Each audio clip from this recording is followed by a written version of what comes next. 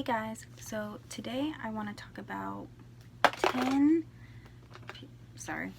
10 pieces of media that have helped me with my mental health stuff, especially during the pandemic. And I think I'll do 3 that I have stayed away from because it could be triggering.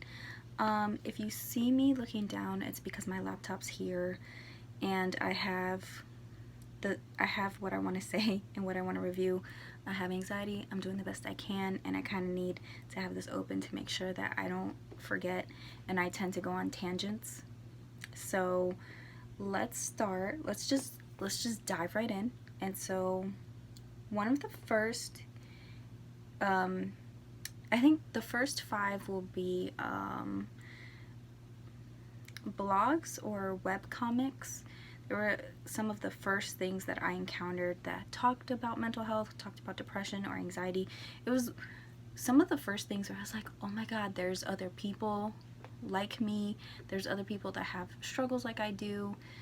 You know, it was just like, oh my god, that's exactly what it's like, or that's what I feel.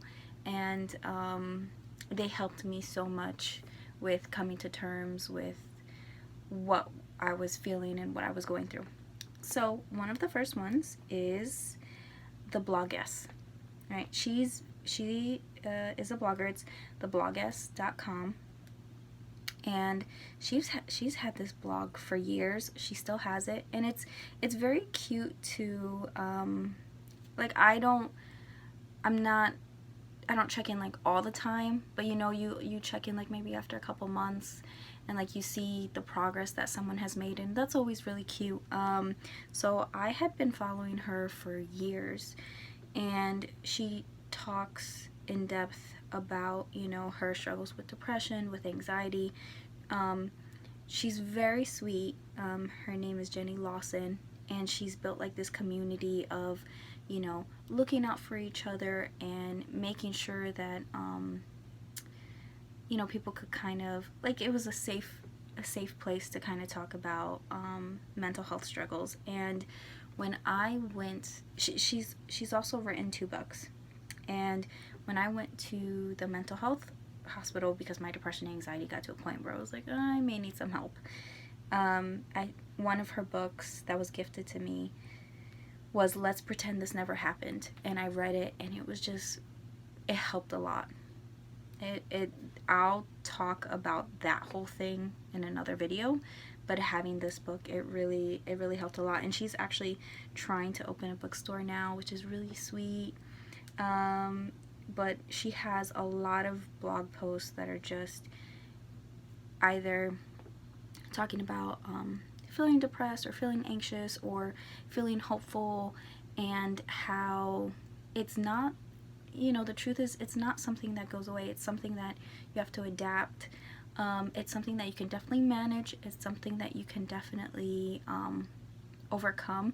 But it's don't expect it to just go away. And so I like how, because it's life, and life is going to throw you different curveballs.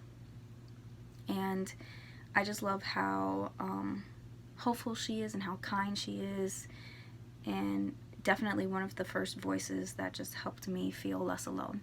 So that is the first mention.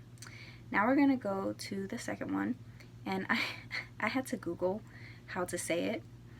Hyperbole and a half. I was saying hyperbole. Hyperbole. I'm like, that's not it. It's hyperbole and a half. And she's awesome. She does these there's usually like memes, or it's definitely come up where it looks like very crude drawings of like this. I'll try to put one up here. They look very crude drawings of like a girl with big eyes and like blonde hair, but that's kind of the point, you know, having the drawings look like a kid drew them. And she has so many really funny stories, but the 2 main ones is she had a depression part 1 and part 2, and the first one was like, you know, dealing with the people forget, like, I think a lot of people think, okay, when you hear depression, you're just sad. No, there's a lot that goes into it. There's guilt, there's a remorse, there's sadness, but there's loss of interest in things. There's just a lot of feelings that go into it. And so the first part is kind of talking about all of that and being really, really sad, and then starting to feel apathetic. And then when you start to feel apathetic, you're like, yes, I don't give a fuck anymore. You know, I shouldn't curse. Zero fudges given. I already did, but whatever. You know, you just don't give a damn anymore. And then the second part is when that apathy keeps kind of going, because, you know, you get kind of burnt out. And your body's like, this is too many feelings. We're just gonna, you kind of go numb to protect yourself. And that's kind of where things start to get really dark. Because when you can't feel anything, you no longer feel alive. And so in the second part, she was talking about depression and suicidal ideation. And she just goes through all the feelings. And there's one part that is so, like, all of it is spot on. But this one specifically, when people talk to you about when you're feeling like that, you know, she says, my fish are dead. So basically, her feelings are dead. And people are like, don't worry, I'll help you find them. Where are they? And she's like, no, you're not listening. My fish are dead. And it's just, people are like, oh, you know, fish are always dead as before the dawn, or used to have so many fish. What happened? And that's exactly what happens. Sorry, I had to readjust. That's exactly what happens when you tell somebody that you're feeling depressed or suicidal. You know, you'll get things like, there are a lot of people that have it worse than you. And it's like, yeah, but that's not helping me, you know? Because then now you're starting to feel guilty, and now you're like, I don't know why I feel this way. It's not helpful. And I really love this, because she goes through all of that. It's when you get to the point that the feeling of suicide it just feels like a way out. It feels like it could be a relief, and it's not that you want to kill yourself. You just don't want to keep on living the life that you have. And that's what people don't understand. So instead of making someone feel guilty, maybe, okay, let's start treatment, you know, therapy or medication. Let's get it to the point where hurting yourself or taking yourself out of the picture is not an option, because we can put you back to feeling things again. And I love how it ends, because it doesn't end like things are going to be perfect and awesome.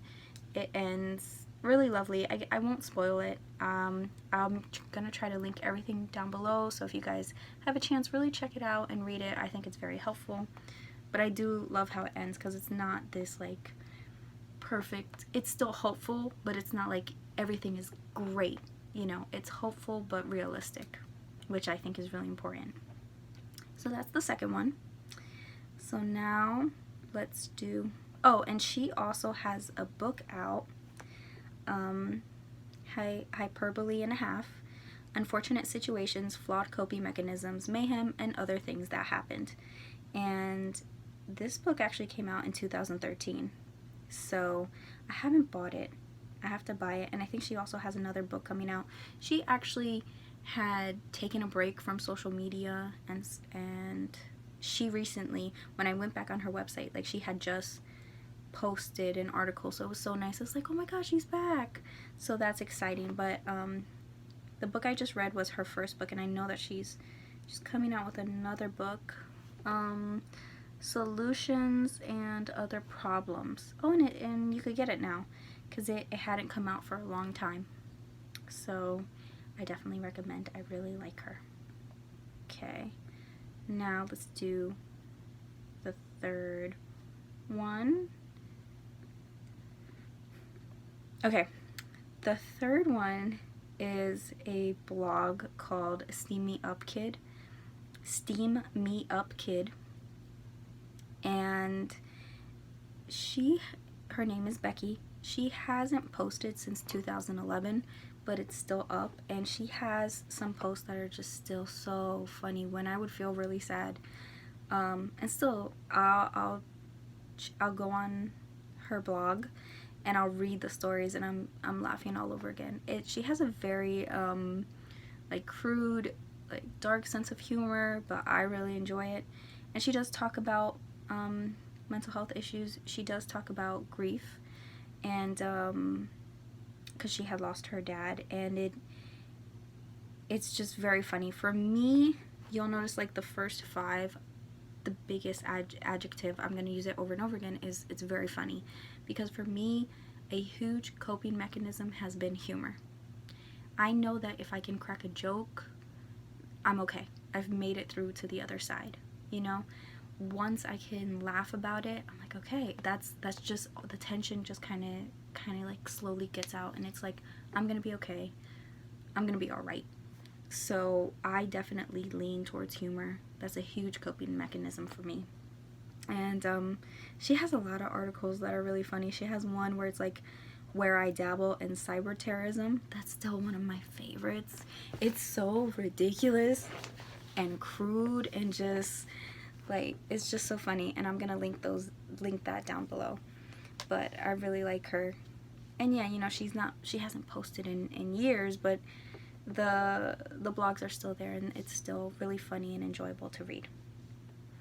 Okay, so that's the third one. So now the fourth one is Xkcd, and you know, a lot of people know this webcomic, and it's really funny. It's if you haven't heard about it, it's a webcomic. From the website, it says a webcomic of romance, sarcasm, math, and language. So there's, just like it says, math, language, there's science in here. I love that too. And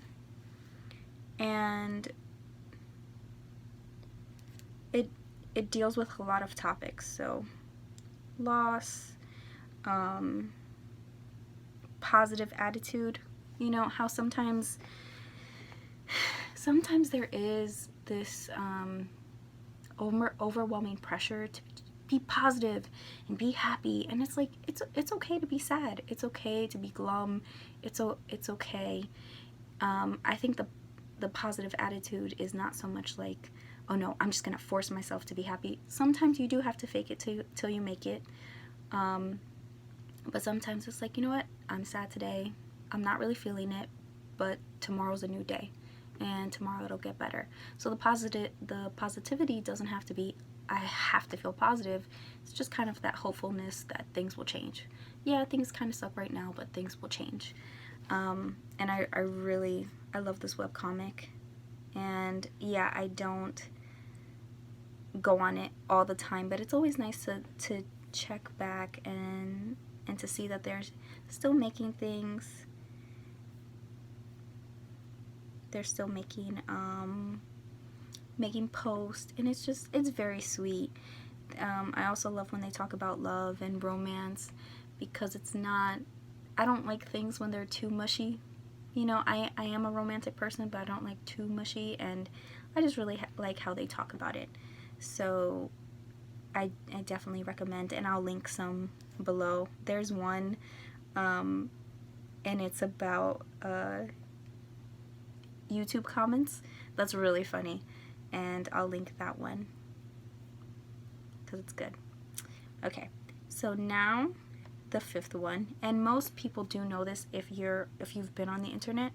The fifth one is the Oatmeal, and I really love the comics. I really love how Matthew talks about things, how he draws things, and he also has like, there's not this like forced happiness. Like, he's even talked about there's a post where he talks about creativity, and how he talks like there's a certain like melancholy to it, and I like that. You know, I do enjoy being happy, but sometimes, you know, there's sadness in things, and so it can be kind of hard when I encounter, you know, a creator or something that's just like, be happy all the time. It's like, that's a bit much for me. So I do like when people are like, hey, happiness and sadness kind of go yin and yang, and it's okay to feel both, and you can still be creative during both. So I do like that a lot. He has one comic. He has a lot, but I'm going to link this one because I think it's very applicable to everything that's going on now. And it is about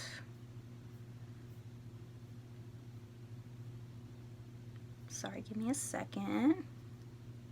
It is about Gene Roddenberry, who created Star Trek. And I didn't know this, that he was a pilot and he was involved in a plane crash. The plane was crashing, and after the plane crash, that's when he got into TV, and he just, you know, he completely changed career paths. And there's a part where it says Gene Roddenberry saw that we were all helpless. You know, when you're confronted. Okay, so I'm back, and I know that people are going to watch this video and be like, did she change her hair and her clothes and maybe take a shower? And the answer is yes. I was filming, and I used my iPhone to film, and partway through it was like, oh yeah, you don't have the storage for this, and it just stopped filming, and I got frustrated, and I was like, I'm just gonna go take a shower, and then I'll come back and I'll fix this out. It's my first film, guys. It's my first filming. Like, I'll get better as I go along. But yeah, so going right back to it, we were talking about the Oatmeal, and we were talking about his comic about Gene Roddenberry, who created Star Trek. And we were talking about, you know, how being on the plane that crashed, and he saw, this is what the Oatmeal says, he saw that we are all passengers pitching downward into the night. He saw that we're all helpless, so get up and help someone. And I just think that's really applicable to the times we're living in now. There are a lot of days where I cannot, or I won't keep up with the news. It's just too much, and sometimes it is really hard getting out of bed. But when I remember that yes, I'm just one person, but I can still help somebody. I can still make it easier for someone. And if I need help, it's okay to ask for help. There are people who are willing to help me too. It does make things a lot more bearable and a lot easier to get through. So I really recommend the Oatmeal. He has like a lot of funny comics. He has one about his dog that I love. I have dogs and I love them, my fur babies, and I'll link that below too. And just a really great comic. Hey guys, so I actually split up the video. When I was editing, I was like, this is just way too long. So the first part is pretty much just webcomics or blogs, and the second part will be TV shows and film, and then the 3 things that don't help my mental health. So I am sorry, I'm gonna split it up. It was just way too long. Thank you for your patience while I figure this out, because I was like, I'm not gonna film all of that all over again. So thank you guys for watching. If you want to watch, the second video will be posted as well. And thank you so much for your time.